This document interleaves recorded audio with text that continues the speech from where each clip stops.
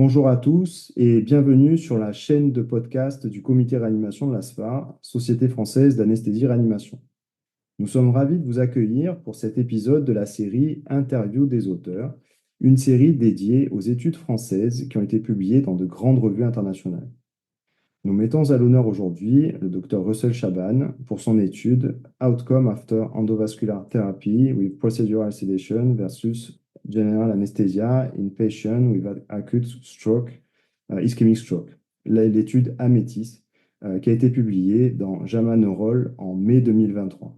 Bonjour David, bonjour à tous et je voudrais remercier l'ASFAR pour cette invitation. Bonjour Russell. Pour commencer, quel a été le point de départ et le rationnel de cet essai? Alors, le point de départ, c'était en 2015 où ont été publiées les recommandations américaines de l'American Heart Association, American Stroke Association, qui recommandaient de privilégier la sédation procédurale ou sédation consciente, on appelle aussi, pour les thrombectomies de la circulation antérieure et d'éviter l'anesthésie générale qui était associée à une dégradation du pronostic, une augmentation de la mortalité sur la base uniquement d'essais, beaucoup d'essais qui avaient été publiés observationnels, souvent rétrospectifs, qui retrouvaient effectivement cette association, mais qui étaient entachés de biais de sélection importants, puisque les patients les plus sévères, c'était ceux qui étaient traités par anesthésie générale, et finalement ils évoluaient moins bien, mais plus en raison de la gravité de leur stroke que la procédure anesthésique probablement. Et c'est vrai que ça nous avait interpellé toute la communauté anesthésique, puisqu'on prenait déjà en charge ces patients pour des thrombectomies qui existaient déjà, et on n'avait pas cette sensation. Après, en 2015 est apparu aussi tous les essais sur la thrombectomie et son bénéfice. Donc, c'était vraiment voilà, la période où tout bougeait. Et effectivement, on s'est posé cette question et on a décidé de conduire cet essai. Merci. Et du coup, comment vous l'avez monté, votre étude? Alors, on l'a monté, voilà, ça s'est fait un petit peu de manière artisanale, puisque on en a discuté, nous, dans l'équipe et avec d'autres collègues en France. Et on a décidé de déposer, avec une de mes collègues, le docteur Charlotte Fernandez, un PHRC interrégional sur voilà, une étude randomisée multicentrique, puisqu'on n'avait pas à l'époque du tout d'essais randomisés sur la comparaison d'une sédation procédurale versus une anesthésie générale. Et puis est apparu cette année, a été publié au moment où on montait le projet PHRC avant qu'on l'obtienne. Le premier essai randomisé qui est l'essai Siesta, donc c'est un essai allemand qui lui retrouvait, alors pas de différence sur le critère de jugement principal qu'ils avaient choisi, qui était le NIHSS à H24, qui était voilà, pas très pertinent quand même en termes de relevance clinique, et de manière un petit peu contre-intuitive par rapport à toute la littérature qui existait. Et par rapport à même, ils étaient même surpris de trouver ces résultats, les collègues allemands, un bénéfice de l'anesthésie générale sur le pronostic, le score MRS, la score de Rankin modifié à 3 mois. Donc voilà, des données complètement contradictoires par rapport aux recommandations. Donc, ce qui nous a encouragés à, voilà, à poursuivre les efforts et on a croisé les doigts pour obtenir ce PHRC interrégional, en sachant que leur étude voilà, avait le mérite d'exister, mais elle n'était pas parfaite non plus, hein, puisque c'était des équipes qui historiquement faisaient que des anesthésies générales et qui s'étaient mis à faire de la sédation pour l'essai. Avec des résultats dans le groupe sédation qui étaient très mauvais quand même en termes d'outcome, avec des alentours des autonomies fonctionnelles aux alentours de 20%, ce qui est voilà, bien en dessous des standards attendus en thrombectomie circulation antérieure, où on est au moins voilà, 30, 40, voire 50% en fonction du degré de sélection des patients. Donc peut-être aussi une conduite de la sédation qui n'était pas optimale par cette équipe. Et donc la nécessité de réaliser un essai multicentrique pour voilà, avoir des informations beaucoup plus larges, des pratiques beaucoup plus larges. Ce d'autant que effectivement d'autres essais ont été publiés en 2016-2017, également monocentriques en Europe du Nord, qui, pareil, retrouvait soit l'absence de différence, soit une tendance vers une amélioration du pronostic sous anesthésie générale. Donc voilà comment ça s'est fait. On a eu la chance d'obtenir ce PHRC interrégional en 2016 et on a pu amener avec nous 10 centres français pour réaliser cet essai multicentrique. Quel a été le design que vous avez utilisé pour cet essai? Alors le design, c'est celui d'un essai randomisé multicentrique, pragmatique, où on a donc inclus des patients majeurs avec une occlusion d'un gros vaisseau de la circulation antérieure, donc terminaison carotidienne et ou artère cérébrale moyenne proximale pour lesquels était décidée une thrombectomie en accord avec les recommandations et en accord avec les critères de sélection des essais qui avaient été publiés en 2015. Étaient exclus les patients qui présentaient des troubles de vigilance. Donc ça, on l'avait gradé. On n'avait pas utilisé le Glasgow parce qu'il est quand même imparfait pour cette population qui est souvent aphasique. Donc la composante verbale, on n'arrive pas à l'obtenir. Donc on s'est basé sur l'échelle NIHSS qui est réalisée systématiquement en sélection par les équipes de neurologie vasculaire. Et donc on a exclu les patients qui avaient un score strictement supérieur à 2 sur la sous-échelle 1A niveau de conscience du NIHSS. Donc c'est ce qui nous a permis de sélectionner les patients on avait pris le parti de dire que c'était pas voilà, éthique de randomiser sous sédation, de ne pas protéger les voies aériennes de patients qui avaient des troubles de vigilance ou qui étaient a fortiori dans le coma. Et puis on a exclu aussi les patients qui n'étaient pas préalablement autonomes. Donc ça, c'est une information qui par contre est un peu difficile à capturer initialement lors de la sélection. C'est des fois une information qu'on n'a pas.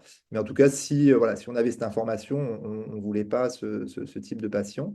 Et donc, on avait une randomisation un pour un, hein, donc soit anesthésie générale avec intubation trachéale, soit sédation procédurale. Et cette randomisation était stratifiée sur le centre, sur le score NIHSS initial avec un cutoff à 15 pour voilà, avoir autant de patients graves dans les deux groupes. Hein. La gravité des AVC ischémiques, c'est voilà, à partir de 15, c'est une gravité qui est importante. Et puis également une stratification sur la thrombolyse intraveineuse. Donc voilà le design de l'essai. Et après, sur la stratégie, donc on a voulu un essai très pragmatique où on a autorisé les praticiens à finalement conduire leur anesthésie générale et leur sédation procédurale comme ils l'entendaient. On a uniquement mis des garde-fous sur les objectifs tensionnels qui sont des éléments importants et c'était d'ailleurs d'un point de vue mécanistique les hypothèses pour dire qu'éventuellement l'anesthésie générale pouvait être associée à un moins bon pronostic à la période des essais observationnels, c'est que bah, effectivement, on avait un contrôle hémodynamique qui était plus difficile sous anesthésie générale. Donc, on a recommandé d'avoir 140 à 180 de pression artérielle systolique telle que dans la littérature on retrouvait, une normoxémie. Et voilà, les patients sous anesthésie générale devaient être intubés, ventilés mécaniquement. Mais par contre, on a laissé libre choix des médicaments d'anesthésie générale ou de sédation, encore une fois, pour avoir laissé le plus pragmatique possible. Et sur le critère de jugement principal, on a choisi de manière un peu originale un critère composite qui associait à la fois l'autonomie fonctionnelle à J90, donc un score de Rankin de 0 à 2, auquel on a associé une participation de complications périprocédurales, donc l'absence de complications sévères durant les 7 premiers jours, qui est définie comme des complications associées à la procédure, donc les perforations vasculaires et les dissections, et des complications médicales, pneumonie, infarctus du myocarde, œdème pulmonaire cardiogénique et AVC malin. Ce qu'on voulait, c'était arriver à capturer ces éléments-là, puisque on imaginait, alors on était sur un un niveau PHRC interrégional, donc on ne pouvait pas espérer recruter des centaines et des centaines de patients pour avoir un effet vraiment sur le pronostic fonctionnel. Et on espérait pouvoir capturer avec ce score composite, ce qui nous paraissait quand même important en termes de morbidité, peut-être de durée de séjour, d'intensité thérapeutique, ces complications périprocédurales qui pouvaient être directement associées à la stratégie anesthésique. Puisque là encore, un des rationnels, c'était de se dire, sous anesthésie générale, les patients ne bougent pas, donc les neuroradiologues auront moins de difficultés et auront potentiellement moins de complications procédurales, mais qu'à contrario, ben, on pouvait voilà, exposer les patients aux pneumonies, à d'autres types de complications médicales. Donc c'était un petit peu l'idée, sans faire de postulat a priori d'une supériorité d'une stratégie par rapport à l'autre. L'idée, c'était vraiment de comparer les deux stratégies. Merci pour ces éclaircissements et donc les résultats. Donc les résultats, alors juste peut-être sur la partie calcul d'effectifs, je n'ai pas précisé ces éléments au niveau méthodologique. On était parti sur une incidence du critère jugement principal à 50% et on espérait pouvoir démontrer 20% de réduction absolue ces événements composites. Voilà, c'était le postulat. Et donc, on était parti sur le recrutement de 270 patients en prévoyant quand même des 10% de perdus de vue. Donc, on arrivait voilà, à 270, puisque ben, là aussi, c'est des essais qui sont pas forcément faciles à conduire. On est dans vraiment l'urgence absolue de patients qui n'ont souvent pas leurs proches avec eux, qui sont souvent aphasiques, donc ils ne peuvent pas consentir. Donc, on était sur des consentements souvent quasi systématiquement même en procédure d'urgence, hein, en accord avec au niveau réglementaire. Mais voilà, on craignait d'avoir pas mal de perdus de vue possiblement, ou de patients qui au final consentiraient pas. Donc c'était pour ça. Donc on était parti sur ce calcul d'effectifs-là. Et donc les résultats, donc on a pu effectivement inclure ces patients de 2017 jusqu'à 2020, le 8 février, on a arrêté les inclusions. Sur la population, donc on avait des populations qui étaient équivalentes avec un score NIHSS médian à 16.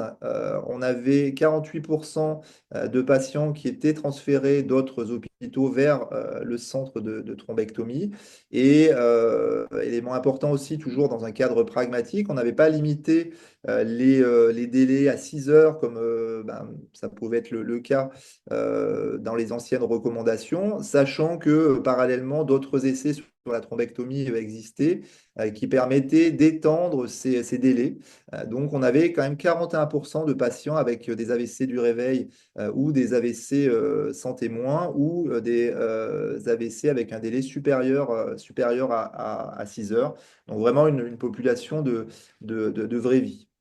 On n'a pas retrouvé de différence sur les délais. On avait une petite différence en défaveur de l'anesthésie générale pour l'installation du patient, l'induction jusqu'à la ponction vasculaire, mais pas de différence par contre sur le délai de reperfusion dans les deux groupes. Donc ça, c'est des éléments qui sont importants et qui étaient retrouvés dans d'autres essais. C'est qu'effectivement, on met un petit peu plus de temps à initier une anesthésie générale, à intuber le patient.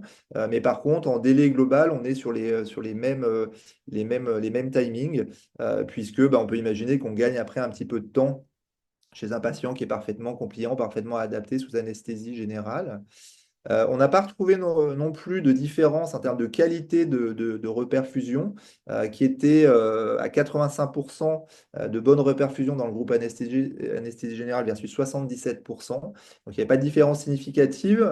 Dans les autres essais randomisés que j'ai cités avant, on avait une différence plutôt en faveur de l'anesthésie générale.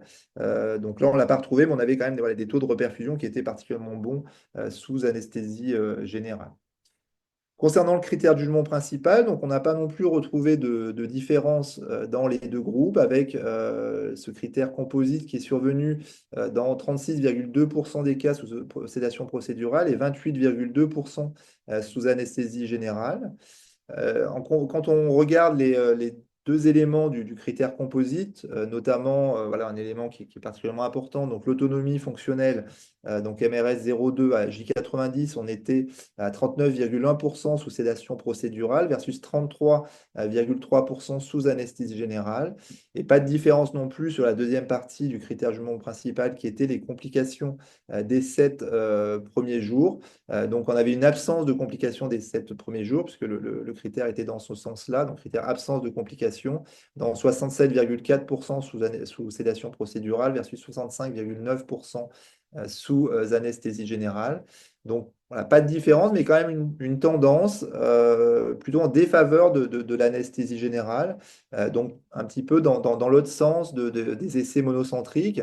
Essais monocentriques qui avaient été d'ailleurs compilés en 2019 dans une méta-analyse de données individuelles, prenant comme critère de jugement principal l'autonomie à J90, qui a retrouvé, mais avec un poids très important de ce premier essai Siesta, où encore une fois, dans le groupe sédation procédurale, les résultats étaient vraiment pas bons.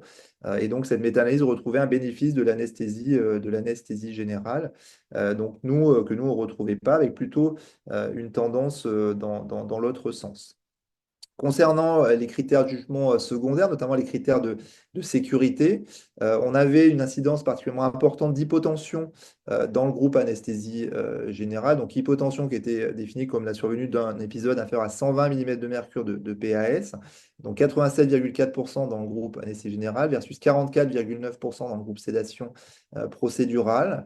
Sinon, sur les autres événements, on n'avait pas de différence entre les deux groupes et on avait un taux de conversion, puisque c'est un élément important aussi, de la sédation vers l'anesthésie générale de 10,9%, donc à peu près voilà, 11% des patients qui étaient convertis.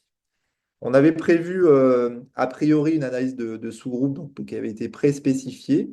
Donc pas de différence dans la quasi-totalité des sous-groupes, sauf chez les patients de plus de 70 ans qui retrouvaient donc un effet qui était en défaveur de l'anesthésie générale dans cette population de patients plus âgés, population particulièrement exposée aux événements hypotensifs. Donc voilà, si on doit générer des hypothèses mécanistiques, on pouvait imaginer que ça pouvait être une des raisons chez cette population particulièrement exposée aux hypotensions sous anesthésie générale d'un une efficacité moindre de l'anesthésie générale sur le critère de jugement principal qu'on avait choisi.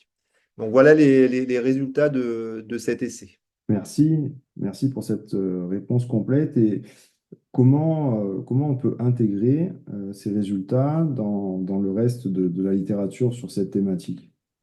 Alors, donc comme je l'ai dit, on a les données monocentriques avec la méta-analyse de données individuelles, donc qualité méthodologique qui est très bonne, mais qui ne s'affranchit quand même pas des biais de représentativité, puisqu'on est uniquement sur des essais monocentriques, donc il faut quand même faire très attention avec des équipes très spécialisées en neuroanesthésie ou neuroréanimation qui prennent en charge ces patients avec des procédures complètement standardisées.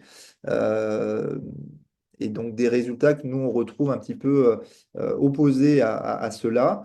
Un autre essai très important, c'est l'essai GAS, hein, donc un autre essai français parallèle, multicentrique, donc 4 centres qui, pareil, comparait les deux stratégies, mais cette fois en imposant des protocoles d'anesthésie générale et de sédation avec du propofol, du rémifentanil, de manière voilà, très claire, très protocolisée, avec les mêmes objectifs hémodynamiques que nous, on avait proposés, qui ne retrouvait pas de différence sur le critère de jugement principal, qui était le MRS, avec un peu plus de 300 patients, donc voilà, une puissance peut-être un peu limitée limite, mais là aussi une tendance plutôt en faveur de l'anesthésie générale.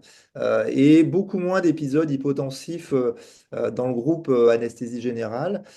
Donc, on peut imaginer que c'est peut-être l'élément qui, dans notre essai, qui se voulait encore une fois très pragmatique, et je pense que c'était important de le conduire pour voilà, capturer un petit peu les pratiques globales des centres, où bah maintenant, c'est vrai que ces procédures sont quand même très fréquentes et tous les anesthésistes réanimateurs sont susceptibles de prendre en charge ces patients. Donc, ça dépend plus uniquement, comme c'était le cas auparavant, d'équipes très spécialisées. Maintenant, voilà, sur la permanence des soins, jour et nuit, le week-end, on a ces patients très fragiles qu'on doit prendre en charge. Et l'idée, c'était de capturer ça. Et c'est vrai qu'en n'imposant pas un protocole très clair de conduite de l'anesthésie et de la sédation, et également en voilà, proposant juste de maintenir les objectifs hémodynamiques sans proposer vraiment de protocole pour arriver dans ces objectifs-là, puisqu'on a également constaté que dans le groupe anesthésie générale, alors qu'il était recommandé d'avoir au moins 140 de systolique, on avait une moyenne qui était inférieure à 140. Donc probablement peut-être une explication là-dessus. Donc je pense que c'est important d'avoir à la fois ces, enfin, la démonstration sur des centres très spécialisés et à la fois des études de vraie vie, puisque bah, ça, c'est bien connu dans la littérature et dans la recherche clinique, que c'est important de passer voilà, par des essais multicentriques pour justement gommer des centres ultra spécialisés sur voilà, des procédures qui passent dans la pratique courante. Donc voilà, l'histoire n'est pas terminée, mais c'est comme ça que j'intégrerai notre essai parmi le reste de la littérature. Merci. Donc, on a quand même l'impression comme tu le disais juste avant, là, que l'histoire n'est pas terminée, qu'il reste encore pas mal de questions en suspens. J'imagine que tu as prévu une suite à cette étude. Alors effectivement, on a prévu une suite, hein, puisque eh ben, voilà, on reste un petit peu sur notre fin, et encore une fois, c'est un sujet d'intérêt à la fois pour la communauté anesthésie, réanimation, médecine périopératoire, mais aussi pour la communauté de neuroradiologues, de neurologues vasculaires. C'est quand même des éléments importants avec des questions derrière de politique de santé, de handicap, etc. Donc vraiment des éléments importants. Et donc on a obtenu l'an passé un PHRC national sur cette même thématique, où là on a essayé bah, de se servir un petit peu des écueils qu'on a pu relever, que je viens de vous exposer. Des différents éléments de la littérature et de notre premier essai, où bah là on va imposer du coup un protocole de gestion hémodynamique très clair, également de conduite à la fois de la sédation procédurale et de l'anesthésie générale, avec un critère de jugement principal qui sera donc le MRS. Hein, je pense que c'est important de regarder cet élément-là, puisque voilà, nous, on n'a pas à capturer sur ces complications périopératoires de choses particulières dans Amétis 1. Et donc l'essai s'appellera Amétis 2 et on prévoit voilà, de recruter quasiment 1000 patients et on a 21 centres français qui ont accepté de participer à cet essai. Donc j'en profite pour les remercier chaleureusement et également remercier à la fois l'ANARF qui nous soutient, à la fois le réseau de recherche StrokeLink, qui est un réseau FCRIN avec des collègues neurologues vasculaires, neuroradiologues, donc qui soutient également le projet. Et donc là, on est voilà, en train d'organiser ce projet qu'on espère pouvoir débuter avant l'été 2025 et on a prévu de recruter les patients sur 3 ans. Merci Russell. Encore félicitations pour ce magnifique papier publié en mai 2023 dans JAMA Neurol. Cette très belle étude et surtout pour continuer à travailler et à permettre d'améliorer la prise en charge de ces patients dont tu as bien expliqué l'importance et l'enjeu en termes de santé publique. Donc, un grand merci Russell et encore toutes mes félicitations. Et surtout, chers auditeurs, n'oubliez pas de vous abonner à notre podcast AirPod, qui est le podcast de l'anesthésie-réanimation et qui est disponible sur toutes les plateformes de podcast. Merci David, merci à la SFAR et j'en profite aussi pour remercier tous mes collègues, à la fois anesthésistes réanimateurs, neuroradiologues, neurologues vasculaires et puis les équipes de recherche évidemment qui sont largement partie prenante et bien sûr les patients et leurs proches. Merci à tous.